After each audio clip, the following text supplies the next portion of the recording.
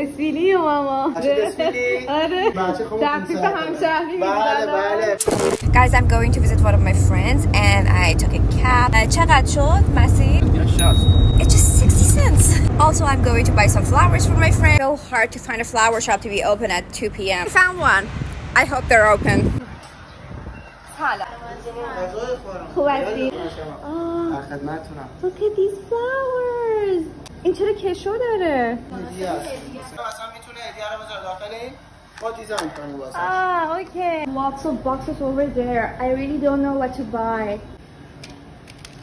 They put flowers in a jar. I think I can keep it longer like this. قیمت اینو میتونم بپرسم؟ آها مال اینجا نیستین؟ من نه چطور مگه؟ این 1,800 قابل شما هم نداره. جدی؟ بله. دسفیلی ماما. نه ماما. بچه دسفیلی؟ آره. 500 من. بچه خب 500. تخفیف همشهری. بله. بچه فکر بیاد. That's my thing. همین قیمتش چقدر شد؟ 560 تومن ناقابلم